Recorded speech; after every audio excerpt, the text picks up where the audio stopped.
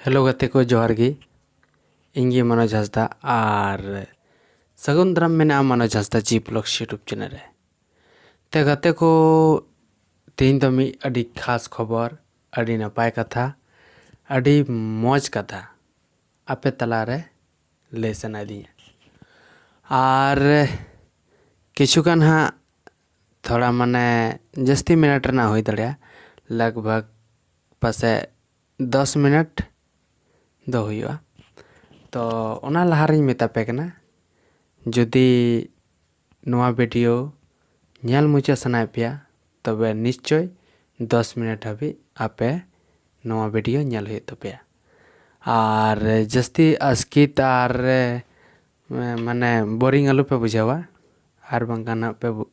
Boring पे बुझावा और जहाँ को जस्ती बोरिंग या अस्कित वीडियो नेलना मजा बापे बुझावा तो उनको दो माने पे स्किप दड़िया आलू पे नेला चेदा आपे इन्हें कथा ते 10 मिनट टाइम वेस्ट लेन तपे खाय आपे एटा जहाना कमी को नष्ट तपे ओना हेते अगर जदी नेलगी सनाय पे इन्हें वीडियो तो टाइम उडुक कते 10 मिनट उडुक कते इन्हें वीडियो पे नेल दड़िया और बुझाव तबन पे तो तीन दो अब खास कथा बन गलमारा जे जहाँ तिना गी नितो आपे जैसे कि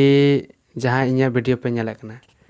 हुई दड़िया आधान हर दो इन्हें वीडियो को कुसी तेना आधान हर दो बाको कुसी तेना तो पूरा इन्हें पूरा बायोडाटा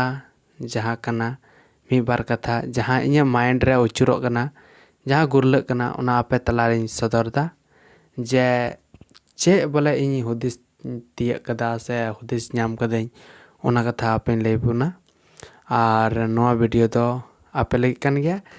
और हुई दड़िया पसे नोआ वीडियो लगे ते आपे किछुगान शिक्षित या माने चे को मेना शिक्षा पे नाम दड़िया तो कथा नोआ कना जैसे कि इन वीडियो इन बनाए कना ओको को दो हाँ बापे कुसिया कना ओको को दो पे कुसिया कना जहाँ तो पे मेना नुया जहाना गे वीडियो बना दा ब्लॉग्स वीडियो समय समय रे सिंगिंग प्रैक्टिस वीडियो समय समय रे मोटिवेशन वीडियो समय समय रे हाना नोआ लॉन फोन चेक को जा तो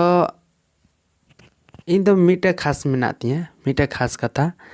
जे वीडियो दो जहाना गे बना कन ओनली छवि तो इया कन गया और सिंगिंग प्रैक्टिस वीडियो हाँ इन रेगुलर या फिर हर टाइम नोआ खातिर बन बना चेदा से इनटे म्यूजिक बनवा ओना खातिर और इन हुदिस बड़ा कना तीना दिन म्यूजिक हाँ बांगते है ना इन दिन दो बन माने बन सेरेኛ और नते ब्लॉग्स वीडियो हाँ जखन तखन उनकान खास जायगा नेल का दिखाव बना और बांकान दो नोंका गी टाइम रे जहाना कथा गिन लय बड़ाया तो इन्हें कथा ते मोटिवेटर ना दो नोआ कना जे आपे जुदी पे मोटिवेटर खाय बोले तीन खास कथा दो नोआ कना जे में ते बड़ी कथा और मौज कथा बन गलमारा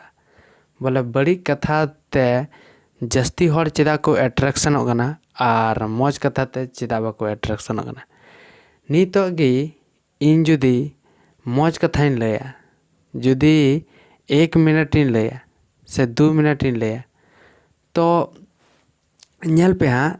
मौज कथा आंजम दो चाहे 5 सेकेंड गे तहे जना से या फिर 1 मिनट गे तहे जना मेनखान अकोय गे हाँ बाको नेल लगे दो माने आस्कित को बुझाओ माने मौज कथा रे दो आस्कित बहुत आस्कित तीना चो आस्कित बुझाओ बोले मौज कथा आंजम ते 1 मिनट हम आंजम चाहे 2 मिनट हम आंजम बहुत आस्कित मुख्य ओना जायगा रेगी जुदी 1 मिनट हो बांग 5 मिनट हो बांग 10 मिनट खनो बढ़ती 20 मिनट तहे चुना आधा घंटा तहे चुना 1 घंटा तहे चुना अगर बड़ी कथा की तहे चुना जैसे कि बड़ी कथा मतलब तो एकदम हाना नोआ माने बांग गानो जिनिसों को रड़ पारोमा प्लस माने उनकान बड़ी जिनिस जहाँ ते तो माने अबुआ जिंदगी रे इफेक्ट पड़ा इफेक्ट नोआ पड़ा जे आमा जिंदगी जहाँ सुधर लगी चला गना उनते तो बां चला माने टेढ़ा से गी इदिया तो ओना जहाँ जिनिस टेढ़ा से इदिया ओना से दो ठीक बन पंजायदा माने एकदम ओना से दो ठीक आपे यूट्यूब रे पे नेला जहाँ हर मौज वीडियो बनादा मौज कथा लैदा मोटिवेटेशन लैदा से जहान कथा गी तो नेलाम उनिया वीडियो दो इन बाको नेला उनिया व्यूज अडी कम उनिया लाइक अडी कम कमेंट अडी कम और जहाँ कथा रे एकदम बड़ी बड़ी रॉड एक्शन एक्टिंग एंड जहाना को उदुग तो ओनार तो पे नेला बहुत व्यूज बहुत लाइक बहुत कमेंट अडी आट रस्का अडी नपाय को बुझाते ना अडी एंटरटेनमेंट को बुझाते ना तो एंटरटेनमेंट दो उनकान जिनिस बांग कना जे मेनते बड़ी कथा ते एंटरटेनमेंट हिजुआ एंटरटेनमेंट ना हो भाग मिना एंटरटेनमेंट लगी ते हो आम बारिया जिनिस तम चीज दड़िया मिटे मा अच्छा बड़ी जिनिस ते बहुत एंटरटेनमेंट हम बुझावदा आ मौज जिनिस ते जहाँ तना एंटरटेनमेंट हम बुझावते ना से ओना दो ओना बड़ी एंटरटेनमेंट खन हो अड़ी बेहतर गया इन बेहतर इन नपाय जब मेनते आम हुदिस ते बम हुदिस नाम दड़िया जे सरीगी मौज जिनिस ते नाम कते एंटरटेनमेंट तीना लाभ एंड बड़ी जिनिस ते एंटरटेनमेंट कते तीना लॉस तो नुआ के कथा कना आदो जस्ती कायते हर दो को एट्रैक्शनोआ बड़ी कथा ते बहुत वीडियो कर पे नेल दड़िया यूट्यूब रे जहाँ बड़ी बड़ी कथा बोल चाल एक्टिंग वीडियो जहाँ तीना की वायरल कना नेल दड़े पे ओना रे जुदी जहाँ बड़ी कथा रोड़ा तो उनिया व्यूज बहुत ज़्यादा और जहाँ मौज कथा ओना दो बई मेनदा जे मेनते इኛ व्यूज कम गी हिजुक कना इኛ लाइक कम गी हिजुक कना इኛ कमेंट कम हिजुक कना उससे कोई लेना देना नहीं है मीटे कथा बुझे पे खाए दो एकदम सीरियसली के साथ ही बुझे पे तो जिंदगी रे नेल पे नवा तो सोशल मीडिया कना ठीक गया नपाय तो पे आंजमा जहाँ जुदी इኛ वीडियो मौज तो पे नेलदा तबे आंजम पे आर 3 मिनट नितो 7 मिनट हुई कना आर 3 मिनट नेल पे तो कथा कुछ पूराते ठीक आर 3 मिनट के भितरी रे इन कथा पूरा नेल पे जैसे नो तो सोशल मीडिया कना सोशल मीडिया रे दो जहाना गे आमा मन मर्जी चाहे बड़ी चाहे मौज चाहे बड़ी चाहे मौज हम डाउनलोड दड़िया अपलोड दड़िया मेनखान भाई मिटे कथा कना जैसे कि आपे पे मेना जनी नुई आया व्यूज कम हिजुक कना ओना इयते अबु एट्रैक्शन रना कथा दा से एट्रैक्शन हिजुक लगी इኛ रे जमन व्यूज बढ़िया हिजु आना नो कोई बात बांग कना व्यूज से कोई मतलब बांग कना नेल पे सीधे कथा तीन लय पे कना आपे हो जानी जहाँ को तो वीडियो पे बनाए कन गया blogs video singing video and album video जहाना गी जहाना बांग जहाना पे दिखावे कन गया यूट्यूब चैनल मिना तपे गया आर पे चलावे कन गया तो आपे जहाँ उनको हड़ी मिता को जहाँ यूट्यूब चैनल पे बनावे कना आपे पे हुदिस दड़िया जे मेनते इኛ दो कम व्यूज हिजुक कना इኛ दो अड़ी खराब जहाँ को तो व्यूज कम खातिर ते जहाँ दो यूट्यूब को बगिया तेना एकदम राइट कथा लैदा सरी कना से एड़े कना ओना दो आपे पे मेना जहाँ पे नेल कोआ एकदम यूट्यूब चैनल को बगिया तेना चे खातिर को बगिया तेना उनी मेना इኛ यूट्यूब चैनल रे व्यूज कम हिजुक कना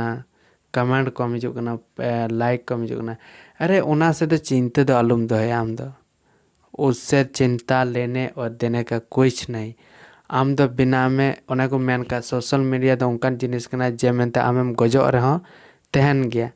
तो ओना की हुदिस कते चला में जे भले आम ऊपर जहाना टैलेंट मिना आर बनु जुदी आम सोशल मीडिया रे मिना मा आम जहाना कथा गेम लैदा हर दुको नेल आर बाको नेल मेनखान मीटे कथा बुझेव काम जे मेनते आम जहाँ तीस बन जहाँ तीस आमा नुआ कथाम उइहर न्यामा नेल न्यामाम जे हाँ बांगमा मिद दिन हेलो इन्हों मिटे यूट्यूबर इन तहलना आर इन इኛ जहाँ तना की फोकस जहाँ तना की इन ऊपर टैलेंट तहलना ओनाइन दिखाए तेना आर इन ले तेना आर नुआ को कथा कना ना येते जहाँ हर ᱤᱧᱟᱹᱜ ᱠᱟᱛᱷᱟ ᱛᱮ ᱪᱮᱫ ᱞᱮᱠᱟ ᱯᱮ ᱢᱳᱴᱤᱵᱷᱮᱴᱚᱜ ᱠᱟᱱᱟ ᱵᱟᱯᱮ ᱢᱳᱴᱤᱵᱷᱮᱴᱚᱜ ᱠᱟᱱᱟ ᱚᱱᱟ ᱫᱚ ᱵᱟᱹᱧ ᱞᱟᱹᱭ ᱫᱟᱲᱮᱭᱟᱜᱼᱟ ᱢᱮᱱᱠᱷᱟन ᱢᱤᱫᱴᱮᱡ ᱠᱟᱛᱷᱟᱧ ᱞᱟᱹᱭ ᱵᱚᱱᱟ ᱡᱚᱛᱚ ᱦᱚᱲ ᱡᱮ ᱢᱮᱱᱛᱮ ᱵᱟᱹᱲᱤᱡ ᱡᱤᱱᱤᱥ ᱨᱮ ᱵᱚᱦᱩᱛ ᱯᱮ ᱮᱴᱨᱮᱠᱥᱚᱱᱚᱜ ᱠᱟᱱᱟ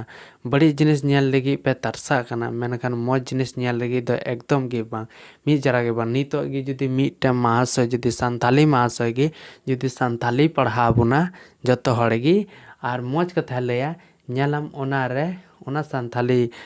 ᱥᱴᱟᱰᱤ ᱪᱮᱱᱮᱞ ᱨᱮ ᱧᱮᱞᱟᱢ ᱵᱷᱤᱭᱩᱡ ᱠᱚᱢ ᱦᱤᱡᱩᱜᱼᱟ ᱪᱮᱫᱟᱜ ᱦᱚᱲ ᱤᱱᱟᱹᱜ ᱤᱱᱴᱟᱨᱮᱥᱴᱤᱝ ᱵᱟᱹᱱᱩᱜ ᱛᱟᱠᱚᱣᱟ ᱚᱱᱟ ᱯᱟᱲᱦᱟᱣ ᱞᱟᱹᱜᱤᱫ ᱡᱮ ᱢᱮᱱᱛᱮ ᱤᱧ ᱱᱚᱣᱟᱧ ᱯᱟᱲᱦᱟᱜᱼᱟ ᱱᱚᱣᱟ ᱵᱷᱤᱰᱤᱭᱳᱧ ᱧᱮᱞ ᱞᱮᱠᱷᱟᱡ ᱤᱧ ᱡᱟᱦᱟᱱᱟᱜ ᱞᱟᱵᱷ ᱤᱧ ᱧᱟᱢᱟ ᱢᱚᱡᱽ ᱦᱩᱭᱩᱜᱼᱟ ᱚᱱᱟ ᱫᱚ ᱵᱟᱭ ᱧᱮᱞᱟ ᱡᱟᱦᱟᱸᱴᱟᱜ ᱛᱮ ᱞᱚᱥ ᱟᱨ ᱞᱚᱥ ᱜᱮ ᱦᱤᱡᱩᱜ ᱠᱟᱱᱟ ᱡᱚᱵᱠि ᱢᱤᱫᱴᱮᱡ ᱠᱟᱛᱷᱟᱧ ᱢᱮᱱ ᱠᱷᱟᱡ ᱡᱩᱫᱤ ᱟᱢ ᱢᱟᱱᱮ ᱵᱟᱹᱲᱤᱡ ᱵᱷᱤᱰᱤᱭᱳ ᱜᱮᱢ ᱧᱮᱞᱫᱟ ᱵᱟᱹᱲᱤᱡ ᱵᱷᱤᱰᱤᱭᱳ ᱢᱚᱛᱞᱚᱵ ᱪᱮᱫ ᱠᱷᱟᱹᱞᱤ गाना हाना हंका डांस नूंका डांस हंका गाना नूंका गाना और नेतार गाना रेपे ñेलेत कान गया फालतू फालतू गाना को उडुगेत काना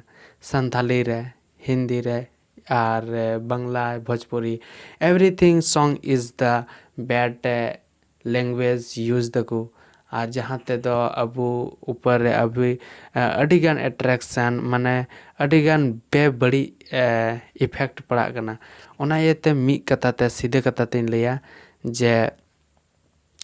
अड़ी नपाय कथा तीन लिया जे बड़ी कथा खन बात कते मौज कथा ते चला में और आमा जिंदगी नेल ताम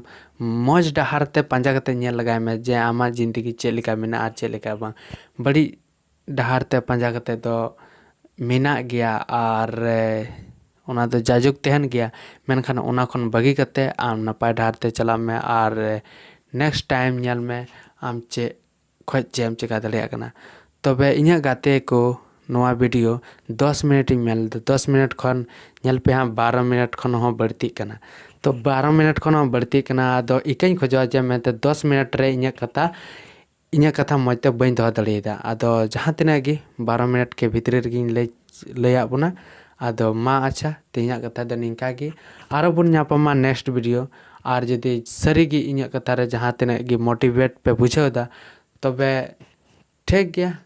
नौका गी ñal बड़ाय तबन पे इन्या वीडियो और नेक्स्ट टाइम बुन ᱧᱟᱯᱟᱢᱟ मा तो तीन दिन का गी जोहार।